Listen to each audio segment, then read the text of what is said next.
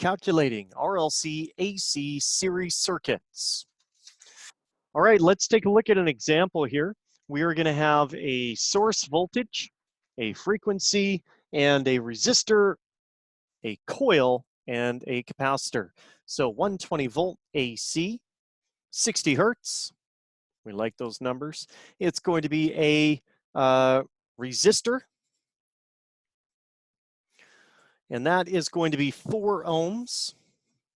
We're going to have a coil, and the coil is going to have a Z of 10 ohms and a power factor of 0.2. And then we're going to have a capacitor, and the capacitor is going to have an XC value of 8 ohms.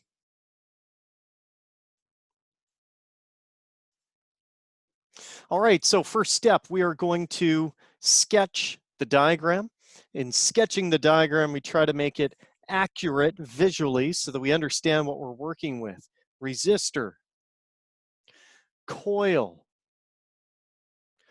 I've sketched a portion of resistance and inductive reactance because the coil has a Z and a power factor. And then finally over here, the cap. All right, what values are pertinent for each one of these? Well, we've got P, E, I, R. For the coil, we would have P for the resistive, Q for the reactive component, E, I, R. And for the inductive reactive component, we'd have E, I, XL. The two combined would give me the coil values, which would be S, E, I, and Z. The capacitor, Q, reactive VARs, voltage, current, XC. And then finally over here, totals, S total, E total, I total, Z total, and power factor total of the whole circuit. Next step, let's fill in all the values that we were given. 120 volts, 4 ohms. Z of 10 ohms. Capacitor, 8 ohms. If we want to calculate the next step, that would be finding Z total, because if I find Z total, I can find the total current. And if I know the current, remember, current is common to all of these components, which makes for a very simple calculation in determining all of the unknowns. So let's work out the impedance of the whole circuit. If I want to know the impedance of the whole circuit, I need to build an impedance triangle for the coil. And the reason for that is I need to know the vertical and horizontal components of the coil so I can use them in the total circuit impedance triangle. So first step, let's build ourselves a impedance triangle for a coil. And we know it's going to look somewhat like this. I know that I have an angle or a power factor here of 0.2. I know I have an impedance of 10 ohms. And I want to calculate what the XL and what the R value is. All right, so first step, pretty simple in its application. Remember that in our trigonometry, that when we take power factor is equal to cos of the angle. Okay, those two are the same thing.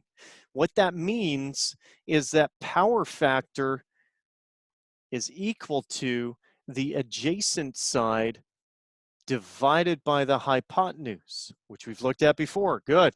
What's another thing that's important then? Well, if I want to calculate the adjacent side, we could do this. Adjacent is equal to the power factor multiplied by the hypotenuse. Not too crazy. Power factor times hypotenuse gives me adjacent, and if we look up here, that would give me the resistance. So 10 times 0.2 would give me 2 ohms of resistance on that coil. And if I wanted to work out the vertical component, I'm kind of lazy. I will typically deviate towards using Pythagoras instead of using a different trig formation here. So I'm just going to use Pythagoras. Remember, 10 squared minus 2 squared, square root that answer, and we end up with 9.79. Excellent. Okay, so next step, we want to take these values, the values of impedance, and those impedance values are going to be used in a total circuit impedance triangle.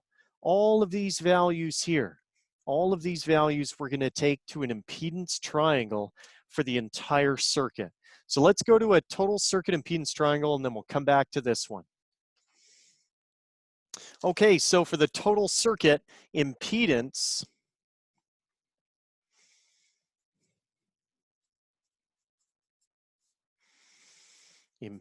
triangle, we are going to have, looks like, two chunks of resistance, right? Because there is a coil and a resistor.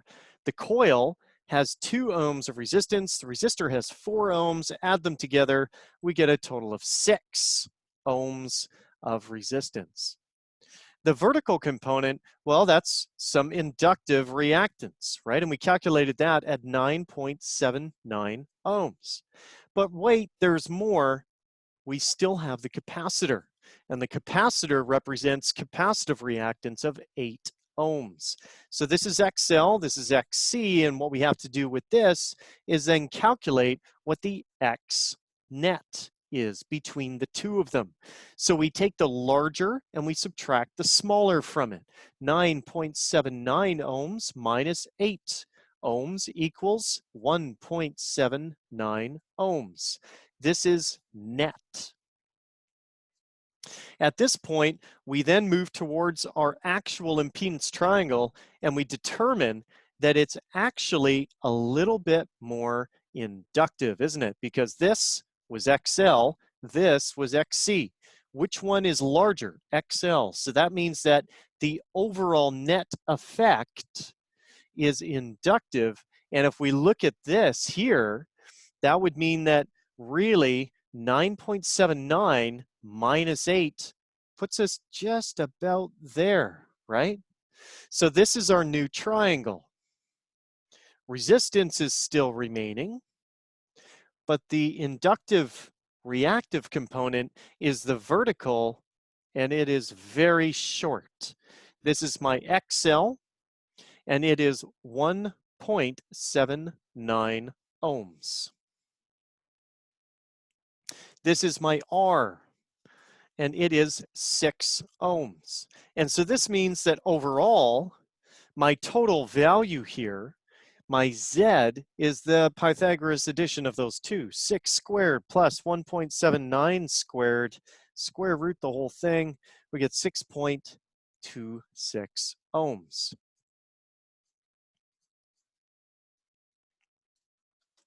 All right, what did we even calculate this for? Let's go back to our original page and calculate what that can give us for information. So here is our original circuit. And we said that the total impedance of this circuit was 6.26 ohms. Once I know the total impedance and the total voltage, I can use those two with Ohm's law to get the total current.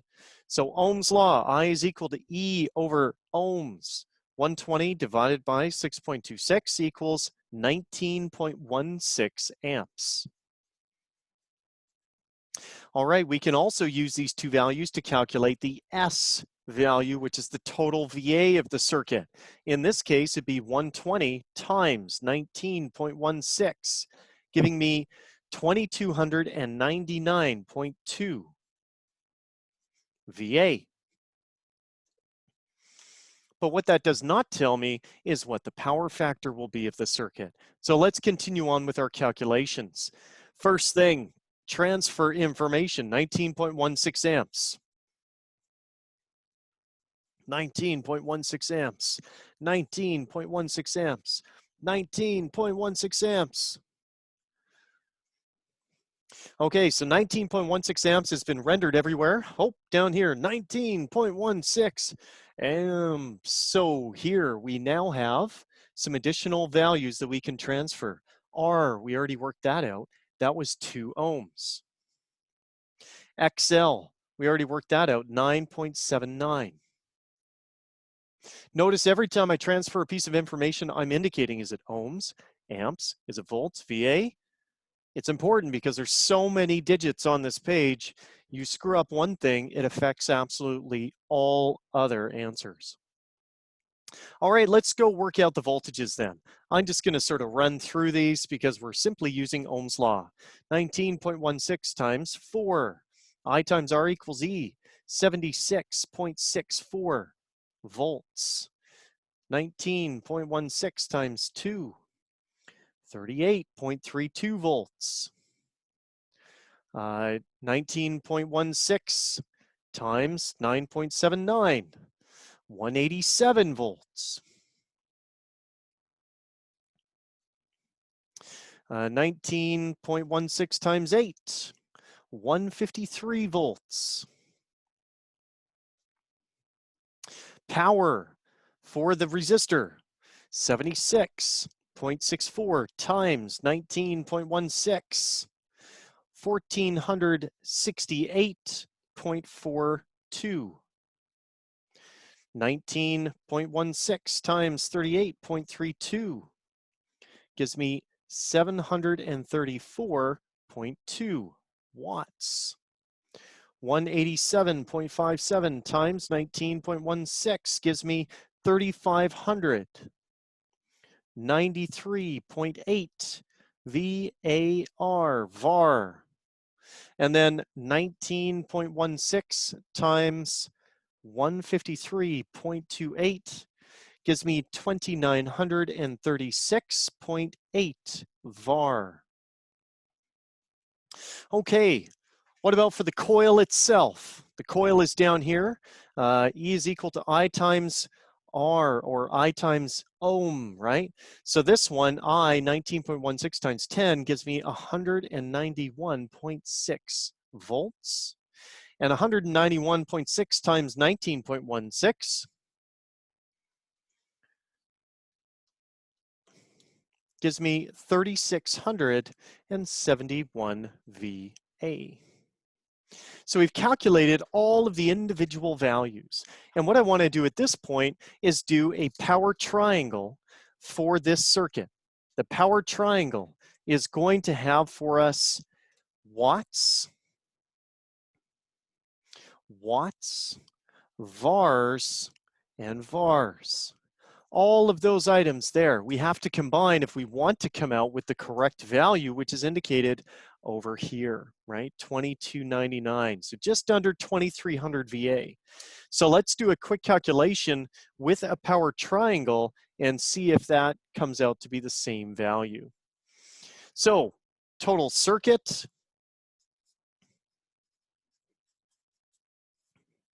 and we're doing power now. And remember, in power, same thing. How many chunks of in phase do we have? How much out of phase do we have? And is it capacitive or reactive? So power, we have 1468.4. That's from the resistor. What about the coil? The coil has 734.2. So this would give me P total, right? So I'm simply adding them together, 1468.4 plus 734.2 gives me 2,202 watts. What about the inductor? The coil has inductive reactive power, and that reactive power from the previous page was 3593.8.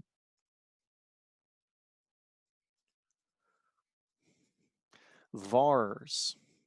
And that was L, right? And then we had capacitive VARs, and the capacitive VARs was 2,936.8 VARs. So what did we do in the previous example? We had to find out what the net was. And in finding out the net, we had to subtract the smaller value from the larger value. And so for this one, the same ratio exists between the capacitive and the inductive VARs. So let's take our 3593.8 and we subtract 2936.8 and we come out with the net value. So 3593.8 minus 2936.8 equals 657 VAR. And remember, this is net. And what direction is my actual power triangle going to go? Well, what's remaining is inductive VARs, right? Inductive VARs, which means we take the 3593.8, we subtract 2936.8 VAR, which means we're left with only about this much VAR, right? So let's put in our actual power triangle. So there's our first chunk of power, second chunk of power, and a very small portion vertically of our XL Q value, which was our inductive VARs. So this is 657 VAR, right? And over here was 2202.6 watts, and that was power, which means that what we have is a very slight angle for our power triangle. And we can calculate what the total S is. What is the S value? We're going to use Pythagoras, and that's going to be 2202.6 squared plus 657 squared. Square root, whole thing, gives me 2298.4 VA. Okay, so let's go back to our original circuit and see if we're close to that value that we had calculated initially simply using our power formula. So 2298.4, 2298.4, go all the way back, 2299.2, damn, that's close. Good stuff. So we're right on track. The last thing we want to then calculate is what is the power factor of our circuit? Power factor of our circuit can be determined one of two ways. I'm going to take us to another page and we're going to look at that. So the first place we could calculate it was through our impedance triangle. The second place would be through our power triangle. So the impedance triangle, what we had was something that looked like this. It was 6 ohms of resistance. It was 1.79 ohms of inductive reactance, or net, and the Z was 6.26. For the power triangle, we had similar ratios, right? The ratio that we had for this, it looked about the same. If we put them right next to each other, oh man. Pretend that these triangles look the same, okay? Just pretend for me. I dropped out of art school and ended up being an electrical instructor. Fancy that. So now, for the power triangle, that was 2202.6 watts and 657 VAR, with a total S of 2298. So if we want to calculate power factor, we take the in phase and we divide it by the total, right? In phase divided by total. So I'm going to take the impedance values here. In phase was 6 divided by 6.26 gives me a power factor of 0.95.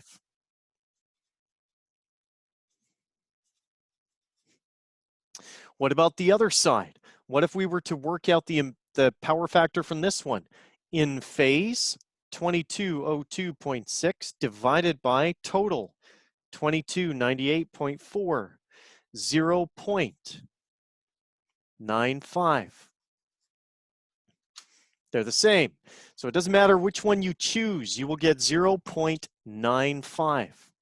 All right, well, let's then take a look at what our actual values of voltage will look like on a phasor diagram, because we've looked at all of these different values from all these different places. So first, we'll go all the way back to our original diagram, which is this. Good stuff. And we said the power factor is 0.95. Excellent. What I'm going to take from this diagram here is I want to know all of the voltage values. So I'm just going to write them down on the side here, the voltages, because we're going to sketch each one of those. So the main source voltage is 120 volts. And it is going to be E total. And if we wanted to work out the angle of the source voltage, well, the power factor would then be used of the entire circuit. Remember, inverse cos power factor. So inverse cos 0.95 gives me an angle of 18.19. Voltage of the resistor is 76.64 volts at 0 degrees. Remember, it's a resistor, 0 degrees. The coil voltage across the whole coil was 191.6. What angle was this at? Well, it had an angle referenced from my power factor. So if we inverse cos 0.2, inverse cos 0.2, I get 78.46 degrees. And then finally, the last one we have is the capacitor, and the capacitor has a voltage of 153. So voltage of the capacitor is 153.28 volts. And that is at an angle, remember, capacitor, 90-degree deflection, which means it is at 270 degrees. All right, so let's take all that information and let's slap that into a phasor diagram. And we're also going to do a little bit of longhand with the HV table just to prove what it is that we're seeing with that phasor diagram, okay? So here's the phasor diagram. Excellent. And we have first a current value, and the current value we know is always in a series circuit on the horizontal reference axis. And this was a I total equaling, let's see, we had 19.16 amps at 0 degrees. The voltage that we had for our resistor, let's look at the resistor voltage. That was 76.64 volts. So I'm going to extend this, make it a little bit bigger. 76.64. So 76.64, I'm going to put right here. Voltage of the resistor, 76.64 volts at 0 degrees. Next item, voltage of our coil, 191 at 78.46. So this is 45, 90 is here. So I'm somewhere in between the two. I'm just gonna sort of put it here. So this is V of the coil. And V of the coil is much longer because it's a much higher voltage. It's 191.6 volts at an angle of 78.46 degrees. Okay, let's look at the next item, which would be voltage of the capacitor. Voltage of the capacitor is down here, and it is V of the cap, which was 153.28 volts at 270 degrees. All right, the last item we want to put on here is the voltage for our source. Now I'm going to do this longhand with the entire process of indicating where that's going to be on this Cartesian plane. We already know, but I want to show you another method. So I'm going to use an HV table.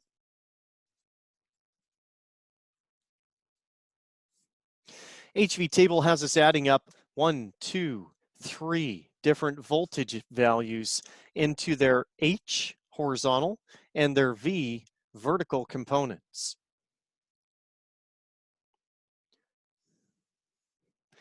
The number of phasors that we have to be added together, voltage of the coil, voltage of the resistor, and voltage of the capacitor. So that's 3 different phasors.